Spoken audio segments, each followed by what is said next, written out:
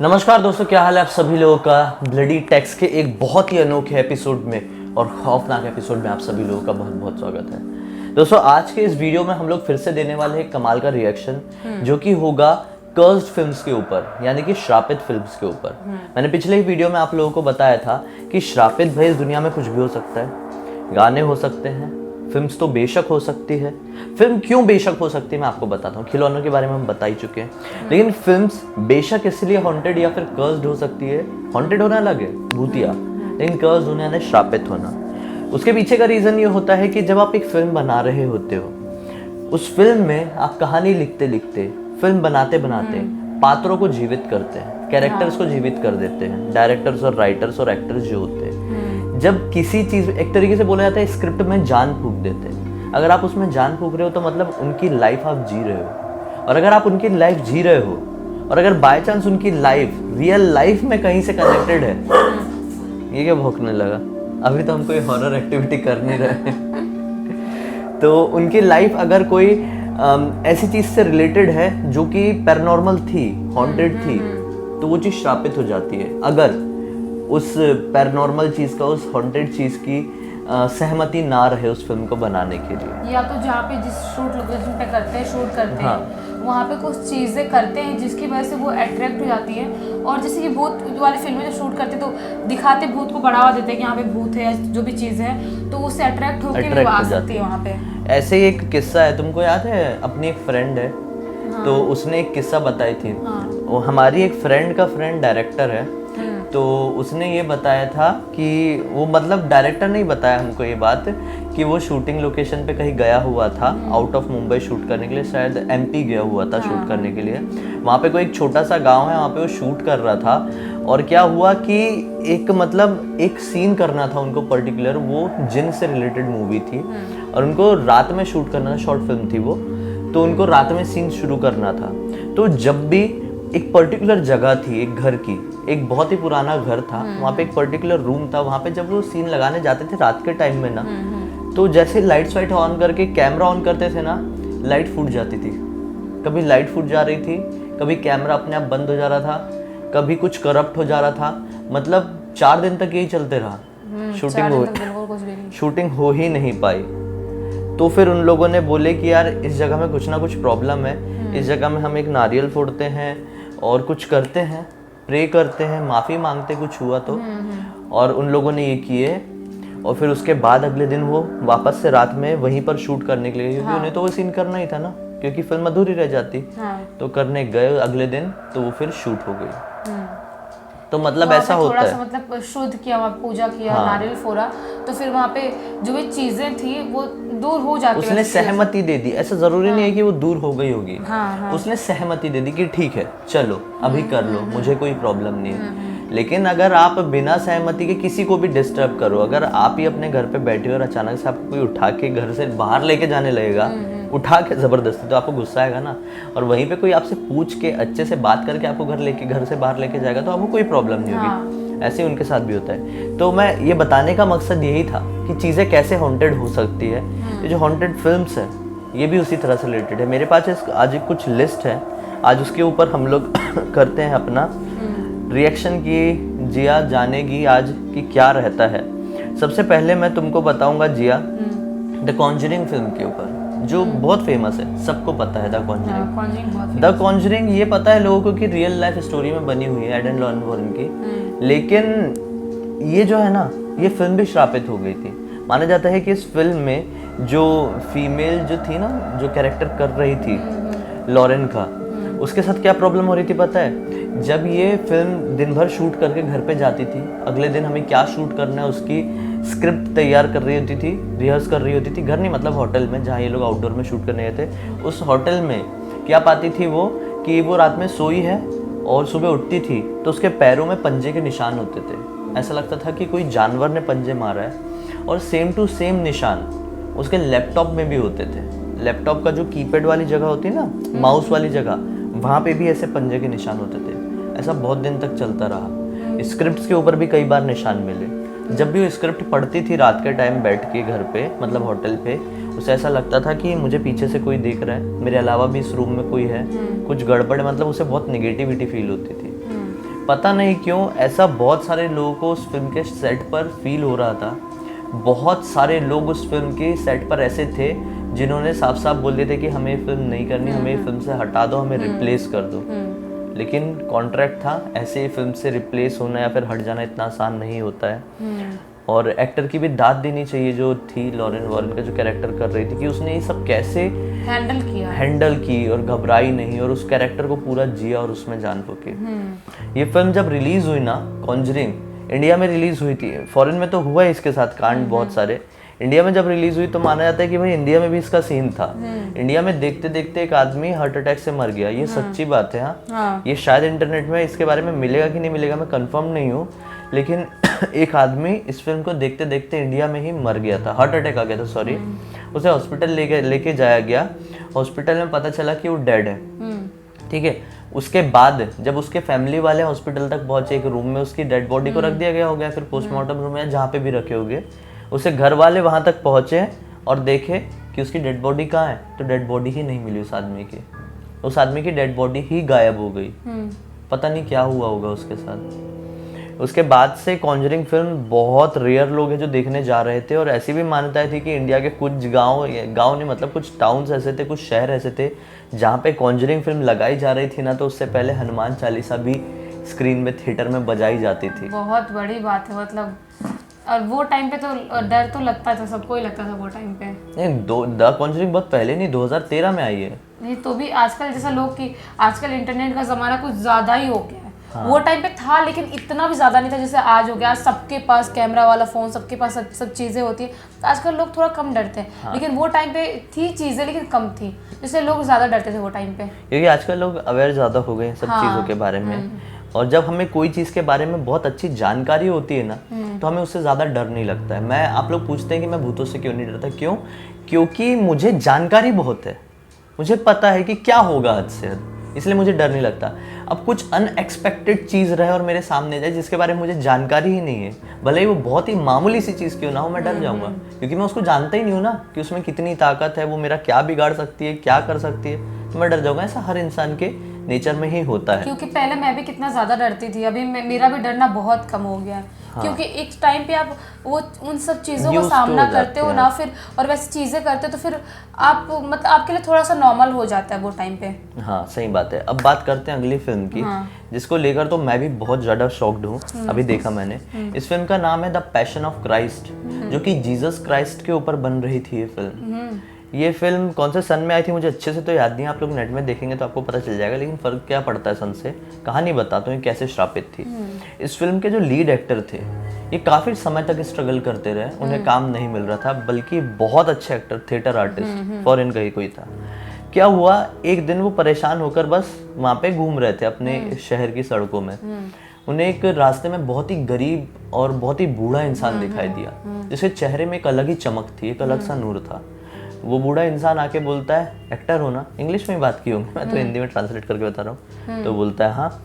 तो उसने बोला कि तुम्हें काम मिलेगा, परेशान होने की कोई ज़रूरत नहीं है, तुम्हें जीसस क्राइस्ट का रोल करने का मौका मिलेगा, लेकिन एक चीज़ याद रखना, अगर तुमने वो रोल कर लिए तुम जिंदगी में एक्टिंग कभी नहीं कर पाओगे, वो तुम्हारे लाइफ का पहला और आखिरी बड़ा मौका होगा। उसने बोला कि अगर मुझे जीसस का रोल जीने के लिए मिल रहा है तो मैं तैयार हूँ, और ये बड़ा काम है तो मुझे कोई हर्ज नहीं है, लेकिन आप है कौन?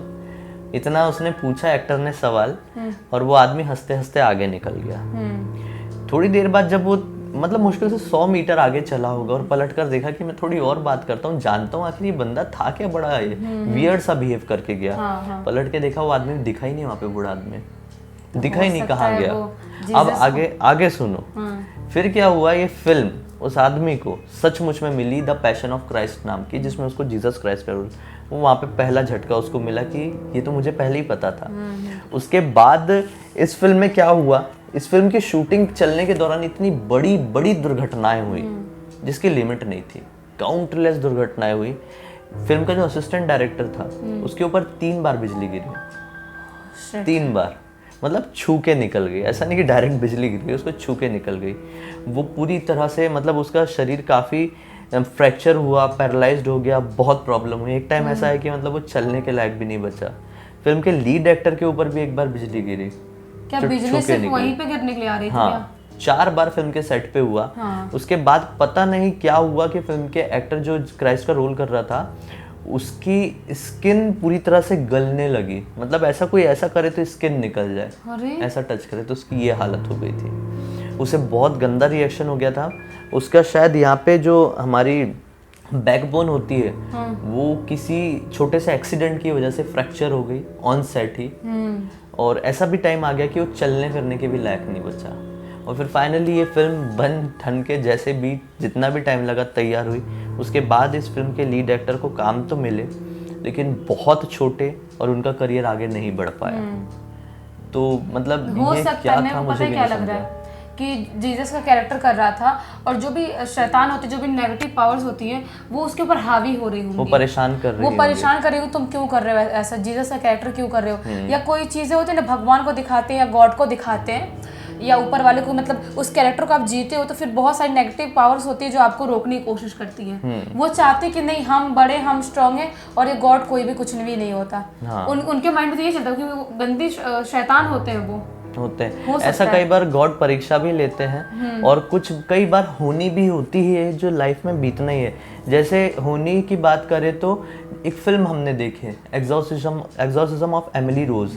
वो एनालिस मिशेल नाम की एक लड़की थी जिसकी सच्ची कहानी है। एनालिस मिशेल जो बचपन से ही एक बच्ची होने के बावजूद भी जीसस क्राइस्ट की बहुत बड़ी भक्त थी, एकदम मतलब संत थी वो, ऐसा समझ लो।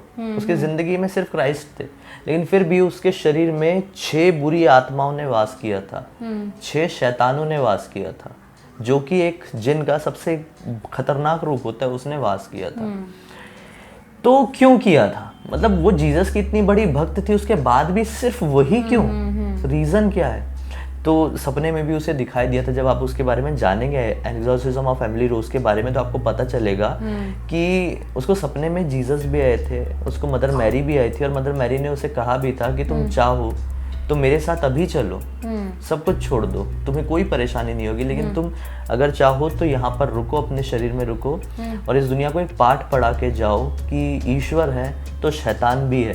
ये एनालिस मिशेल के साथ सचमुच में हुआ था। उसने फैसला की कि मैं नहीं जाऊंगी आपके साथ, मैं रुकूंगी और इस दुनिया को बता के जाऊंगी। बहुत स्ट्रॉन्ग गर्ल थी, बहुत ज्यादा।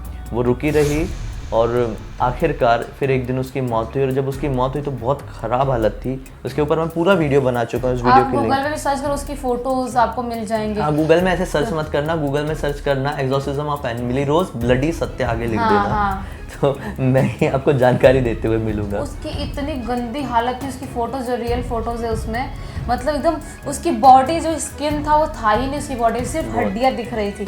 इतनी कम एज की लड़की, एकदम जैसे एकदम बुढ़े लोग होते हैं, एकदम बुढ़े, मतलब जो एकदम मरने के एज में होते हैं उस टाइप की उसकी हालत हो गई थी बिल्कुल। तो इतनी कम उम्र की लड़की के साथ ऐसी हालत होना मतलब बहुत बड़ी बात होती है। बहुत बहुत। तो ये चीज़ हैरान करती है। उसकी लिंक मैं वीडियो के डिस्क्रिप्शन बॉक्स में डालूंगा। बहुत अच्छा वीडियो, बहुत डिटेल्ड वीडियो विथ मैंने रियल फुटेज डाला हूँ जब उसका एग्जॉर्सिज्म हो रहा था उस बच्ची का, एनालिस मिशेल का। शायद 16 साल की थी जब ही मर गई ना, वो सब हो गया उसके साथ। तो जब उसके साथ रियल एग्जॉर्सिज्म किया जा रहा था उसका पूरा वीडियो मैंने डाला हूँ। खैर ये तो बहुत हैरान होने वाली बात है। उसका लिंक डाल देना तुम डिस्क्रिप्शन में, आप देख सकते हो। तो ये भी एक तरीके से कर्स्ड फिल्म ही मानता हूँ भाई मैं तो इसको यार। मतलब जब ये फिल्म मैंने देखा था, मेरे लिए क्यों कर्स्ड है, तुमको याद है हमने पहली बार हमने साथ में ये फिल्म देखे थे।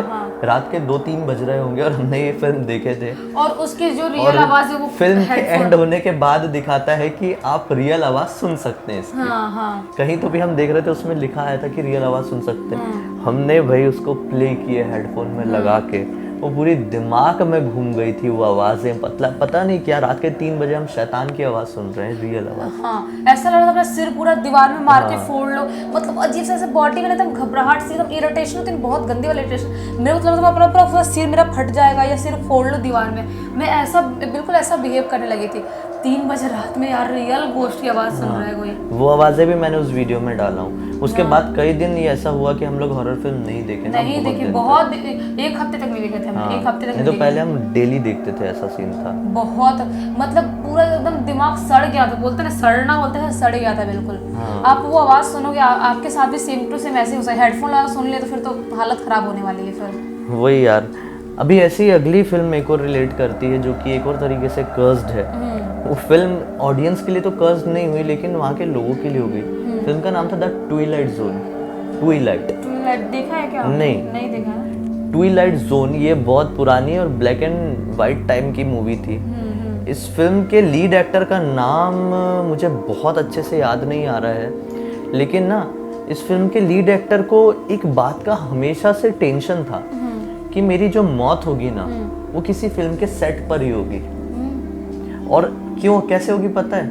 एक हेलीकॉप्टर क्रैश होने की वजह से ही होगी। ये पहले से ही पता उनको ऐसा लगता ही था, जब से वो बंदा एक्टर बना था उसे यही लगता था कि मैं मरूंगा तो फिल्म के सेट पे मरूंगा और हेलीकॉप्टर क्रैश होने की वजह से ही मरूंगा। इसलिए वो बंदा जब कभी भी कोई भी मूवी साइन करता था उससे पहले वो क्लियर कंडीशन रखता था कि इस मूवी में हेलीकॉप्टर नहीं होना चाहिए। एक फिल्म आई फिर ट्विलाइट जोन इन्हें मिली।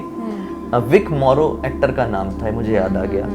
तो विक मोरो ने साफ साफ बोल दिया डायरेक्टर और प्रोड्यूसर से कि कुछ भी हो जाए मैं इसमें एक ट्विलाइट वो एक हेलीकॉप्टर वाला सीन है वो नहीं करने वाला। उन लोगों ने बोल दिया ठीक है यार चलो जाने दो, हम इसको जैसे तैसे जेट प्लेन कर मंगवा के या कुछ और जुगाड़ से कर लेंगे शूट। तो फिल्म की शूटिंग चालू हुई और फिर फाइनली वो दिन आया जिस दिन हेलीकॉप्टर वाला यानी कि वो जेट प्लेन से जो शूट करने वाले थे वो दिन आ गया। और बदकिस्मती से फिल्म के सेट वालों को वो जेट प्लेन मिला ही नहीं। हाँ, मतलब वो जो हेलीकॉप्टर को रिप्लेस करके वो प्लेन से शूट करने वाले थे, लेकिन वो प्लेन नहीं मिला। तो अब मौका आ गया कि भाई पूरी फिल्म 80% फिल्म शूट हो चुकी है और आप ऐसे छोड़ तो नहीं पाओगे, तो हमको तो हेलीकॉप्टर लाना ही पड़ेगा। और क्या हुआ, हेलीकॉप्टर लेके आना पड़ा। अब उस बंदे की धक धक धक धक शुरू। उसे बस ऐसा लग रहा था कि अब सब ठीक हो जाएगा, कोई प्रॉब्लम नहीं है, मेरा मन का वहम भी हो सकता है। प्रॉपरली पूरा सीन शूट हुआ और सीन बस कट होने ही वाला था।